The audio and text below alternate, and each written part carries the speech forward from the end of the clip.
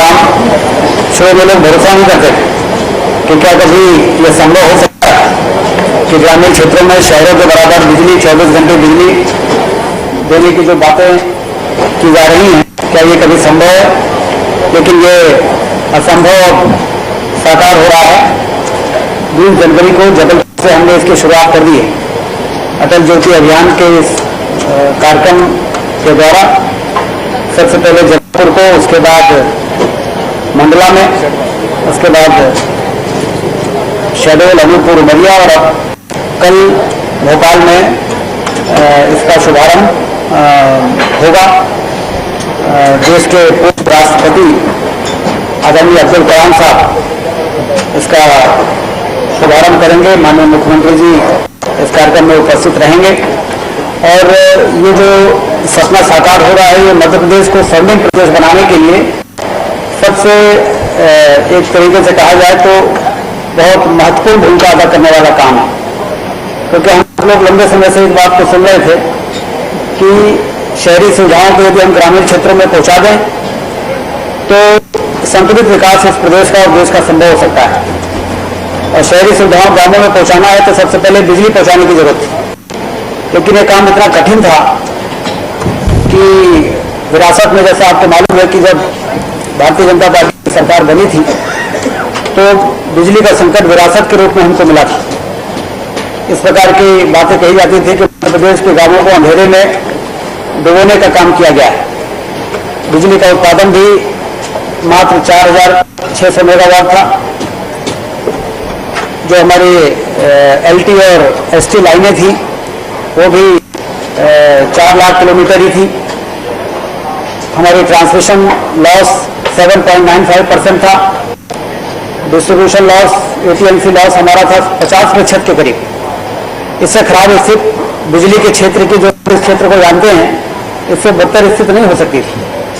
लेकिन जो भागीरथी प्रयास हुए, लंबे समय से इस क्षेत्र में जो पूंजी निवेश की जरूरत महसूस की जा रही थी और बिजली विभाग के लोग कहते थे कि सब स्टेशन चाहे वो 33/11 के हो, चाहे 132/33 के सब स्टेशन हो, चाहे बिजली के जनरेशन का सवाल हो, एटीएमसी लॉस 50% से यदि हमें नीचे ले जाना है तो पूंजी निवेश की जरूरत है। तो पहले की सरकारें वो पूंजी उपलब्ध नहीं करा पाती थी जो वास्तव में इस क्षेत्र को आत्मनिर्भर बनाने के लिए जरूरी थी, और इसलिए उपेक्षा का शिकार हो गया था ये क्षेत्र। और इसकी वजह से जैसे शर्मा जी ने बताया कि ग्रामीण क्षेत्रों में 8 घंटे की बिजली मिलना मुश्किल हो गई थी। लेकिन डिस्ट्रीब्यूशन के क्षेत्र में देखें तो लगभग 10,000 करोड़ रुपया, जनरेशन के क्षेत्र में बिजली के उत्पादन को बढ़ाने के लिए 10,000 करोड़ रुपया, और ट्रांसमिशन जिसका लॉस 7.95% था उसमें 5,000 करोड़ का निवेश करके हमने इस लॉस को 3.95% पहुंचा दिया, जो कि पावर ग्रिड कॉर्पोरेशन, जो भारत सरकार की नवरत्न कंपनियों में से एक है, जिसका डिस्ट्रीब्यूशन ट्रांसमिशन लॉस 4% है, उससे भी नीचे पहुंचाने में हमने सफलता प्राप्त की। ऐसे सुधार की दिशा में आगे बढ़ रहे हैं। और आपने अनुभव किया होगा कि पिछले वर्षों में ये 8 घंटे की बिजली सप्लाई 10 घंटे की गई, फिर 12 की गई, फिर 15 की गई, 18 की गई। और अभी भी जिन जिलों में हमने अटल ज्योति अभियान की शुरुआत नहीं की है, वहाँ भी 18 से 20 घंटे बिजली ग्रामीण क्षेत्रों में लोगों को उपलब्ध हो रही है। और लोग ये कहना शुरू कर दिए हैं कि अब बिजली की सप्लाई का कोई मुद्दा रह नहीं गया है।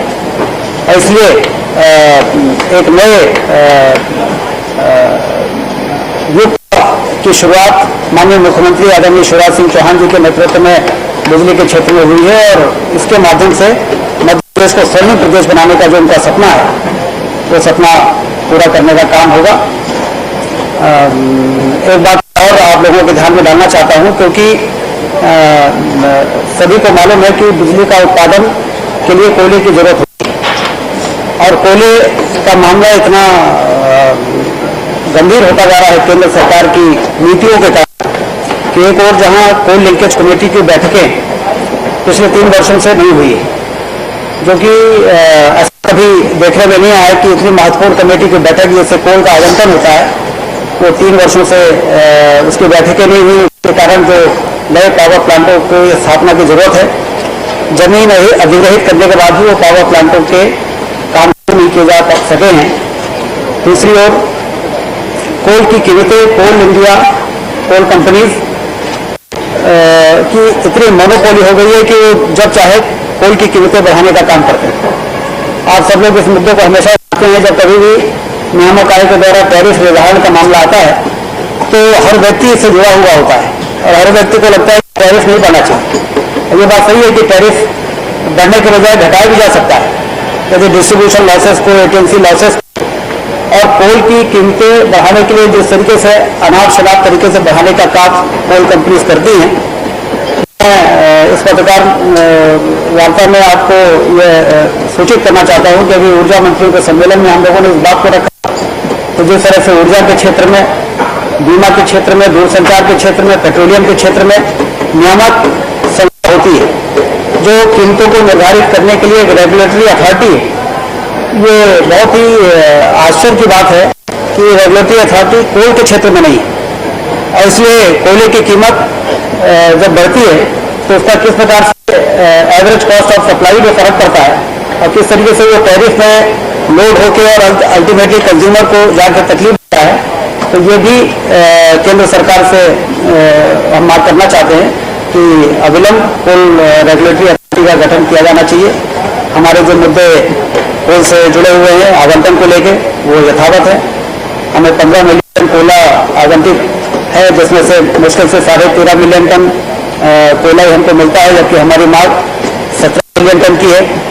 यदि 17 मिलियन टन कोयला हमको मिले तो हमारा PLF जो विरासत में हमको 60% पे मिला था, जिसको हमने आज 66% कर दिया है, उसको हम 70 के ऊपर भी पहुंचाने में सफलता प्राप्त कर सकते हैं।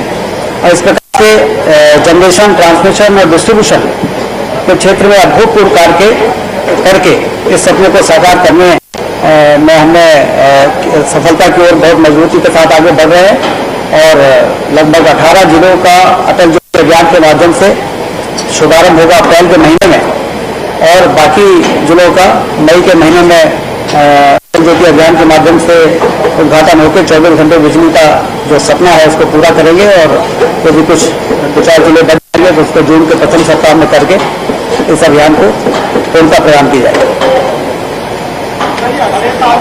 ट्रांसमिशन लॉस की बात करें तो 3% का लिया है, लॉसेज जो है इसको कब तक नीचे ला पाएंगे, क्या प्लान है? देखिए 50% जो TMD लॉसेस थे, AT&C लॉसेस, उसको 30% पहुँचाने में सफलता प्राप्त की गई, क्योंकि जैसे मैंने आपको बताया कि LT और ST का रेशियो बहुत बिगड़ा हुआ था। 4.5 लाख टोटल ST और LT का जो लेंथ थी हमारे प्रदेश में, उसको 7.5 लाख किलोमीटर जा चुका है और अभी 1 से 1.5 लाख किलोमीटर का और काम होगा ST लाइन का और उसके लिए लॉस 15% के नीचे आएगा। फीडर सेपरेशन योजना में जैसा कि आपने सुना भी होगा कि यह एक ऐसी योजना है जिसमें कृषि क्षेत्र के फीडर को अलग कर दिया जाएगा और घरेलू फीडर अलग होगा। कृषि क्षेत्र में 8 से 10 घंटे बिजली मिलेगी कृषि फीडर में और घरेलू फीडर में 24 घंटे बिजली मिलेगी। इन कामों को पूरा करने से जो डिस्ट्रीब्यूशन लॉस है वो 12% से लेकर 15% के बीच में होगा। जो भी कॉन्ट्रैक्ट अवार्ड किए गए हैं उसमें यह प्रावधान किया गया है कि उनको इस लेवल तक लॉस लाके देना होगा, तब जाके उनके सारे ड्यूज क्लियर हो पाएंगे।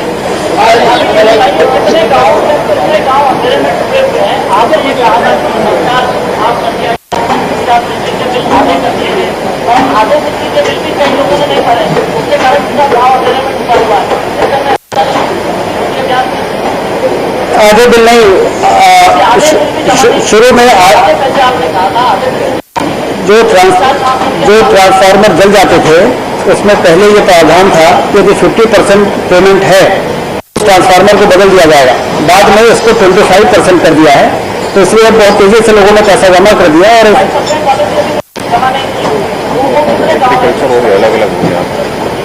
नहीं वो अब देखिए ऐसा है कि कुछ तो जमा करना पड़ेगा और हमें एनकरेज करना पड़ेगा लोगों को कि यदि 100% ड्यूज है तो उसका यदि 25% भी जमा नहीं होगा तो फिर वो उसके बाद बिजली देना संभव नहीं होगा। तो इसमें तो आपको भी सहयोग चाहिए कि कम से कम इतना न्यूनतम जो कंडीशन डाली गई है पेमेंट करने की उसको तो पूरा करें। 10 साल। और इसी के साथ इस बुलेटिन में बस इतना ही। इजाजत दीजिए, नमस्कार।